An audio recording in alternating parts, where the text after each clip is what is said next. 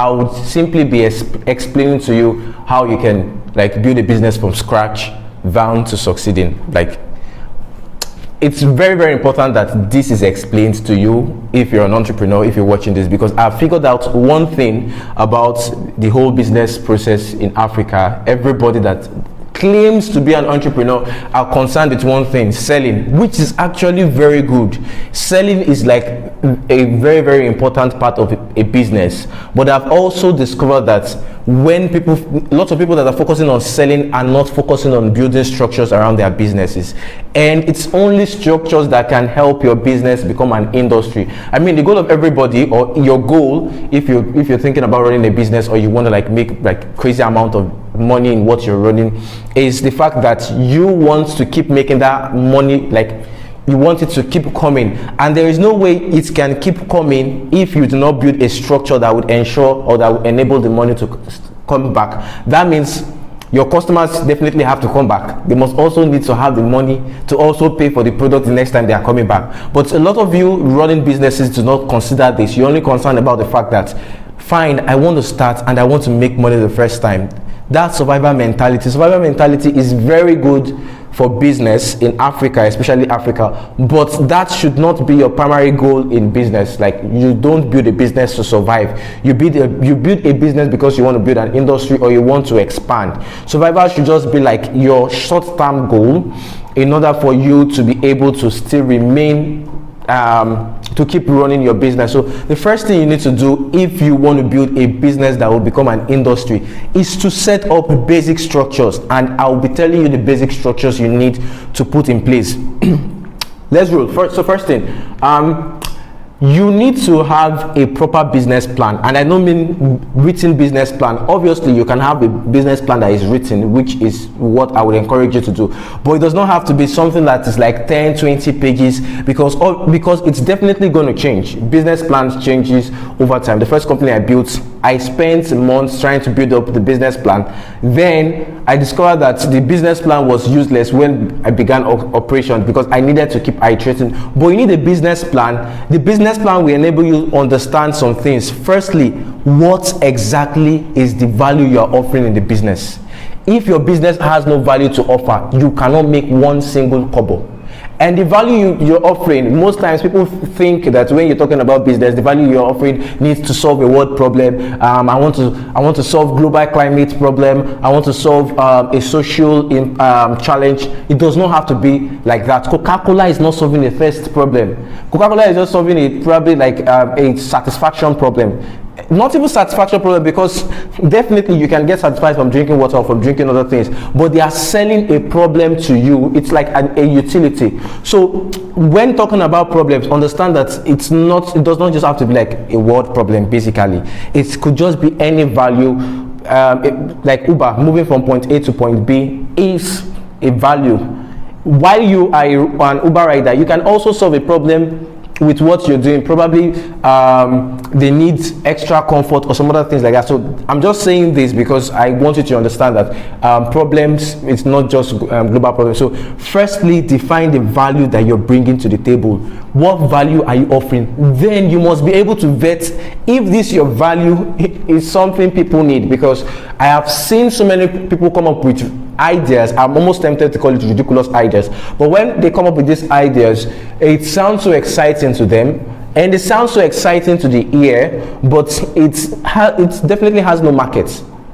Because what you will use to know if your product is market viable, or if you would if people would definitely need it, is if it is solving a problem that would warrant them to bring out money to exchange for. People might have a problem and they may not need you to help them solve it. They may not give a damn about it. So how can you do this? Just break it down into 4 things. The number one thing, breaking down into these 4 things, like if you want to really understand if your market is viable, like if your product has people that will need it. The first set of people are those who don't know there is a problem, so obviously they don't know there is a solution. Those people exist. I will give a very practical example. Let's say I'm a pharmacist. I travel down to a village, and I discover that they've been dying of a particular disease, let's just say headache, and I can invent paracetamol. Now I want to make money from selling paracetamol. Of course, selling paracetamol is a global problem. Like it's a problem-solving headache for people that is killing them. But at the same time, I'm also concerned about making money, because that's what business is about. Business is about making profit, in as much as whether you solve a problem or not.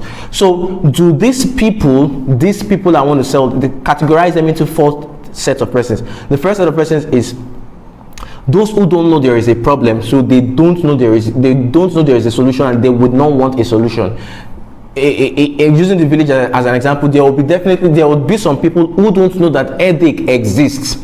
They don't know headache exists. They don't know that what is killing them is headache. So coming to meet this set of people that you have paracetamol to sell to them to cure their headache is ridiculous, because they don't know it's headache that is killing them. They don't know headache exists. So those are the first set of persons. The second set of persons is those who know there is a problem, but they don't know there is a solution.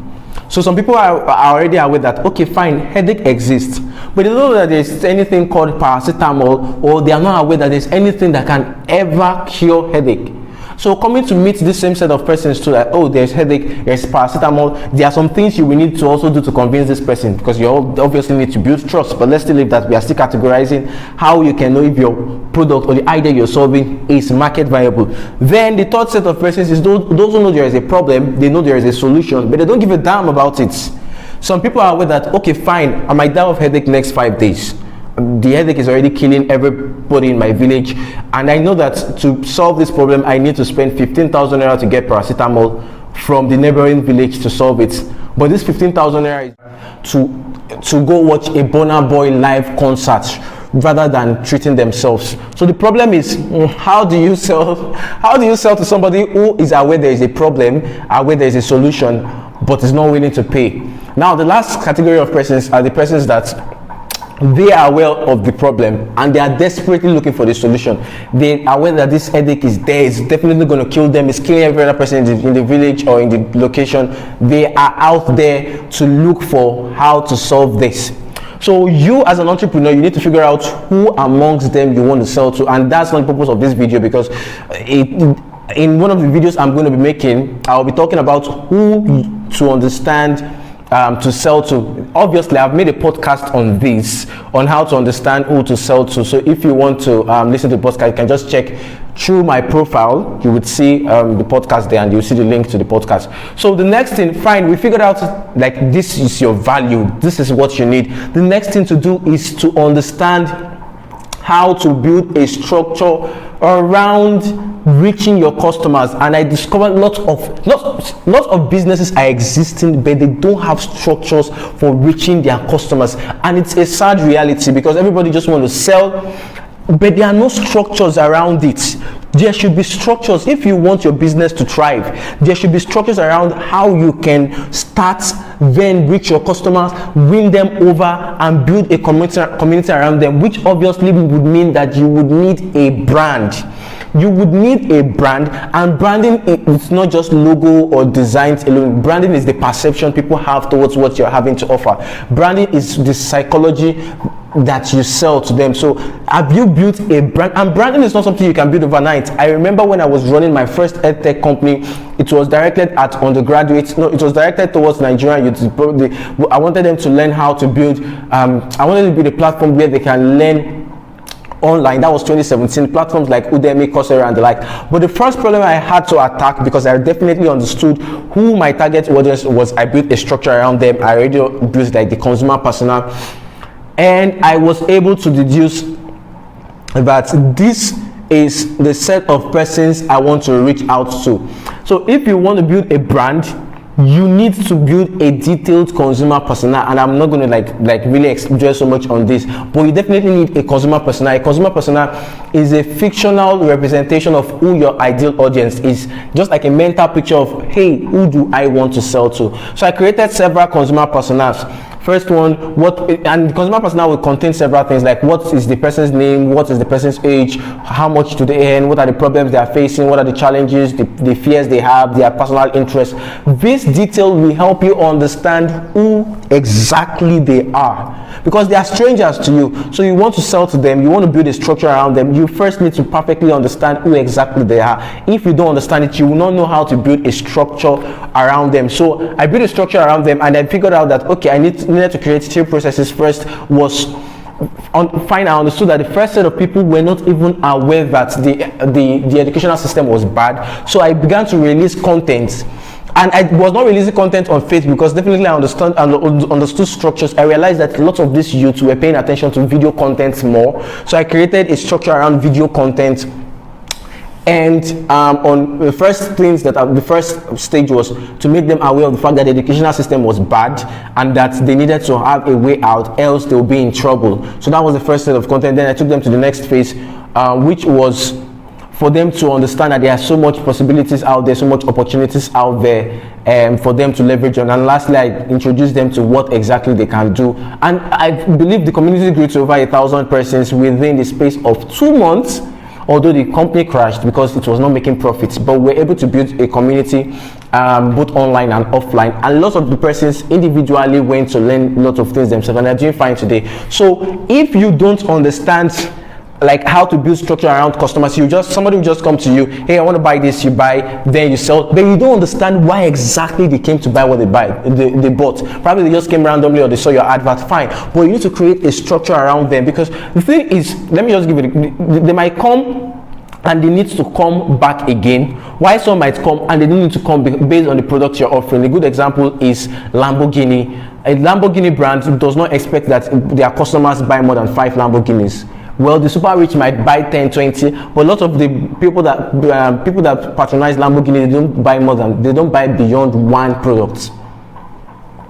They don't buy beyond one product. And the reason is because of the financial capacity, like the pricing around Lamborghini. A very good example also is the fridge, thermocol fridge. Based on the usage of thermocol fridge, some of them are bound to last for like 5 years. So you don't expect somebody that is using a product that will last for 5 years to come back next year to come and buy.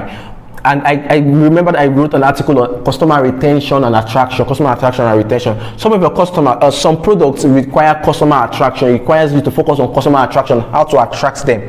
While some products require that you focus on customer retention. But if you're not building a structure, you will not understand who is who, why is why, or what your customers definitely need. And I understand this basically, practically. You don't build if it's, let's say for thermocol, you don't build you don't dwell so much on customer retention, you dwell more on customer attraction, how more people can come to buy. Then you can just build trust among them so that they would come to buy next 5 years. Because if I definitely buy a generator from you, don't expect I'm going to come next month to buy another generator from you. I will come back next 2 years to buy, and I probably might recommend somebody to buy it after I've tested it like 6 months. So I am not a customer that will come every time. So you must build a structure around that. So if you don't build a structure around branding, and like I said, branding is not just pictures. Branding is what you're selling to them. What you're selling to them that makes them come to you and trust you. So you must figure this out as well if you want to build a structure for your business and you want to scale, else you will lose. And lastly, I will talk about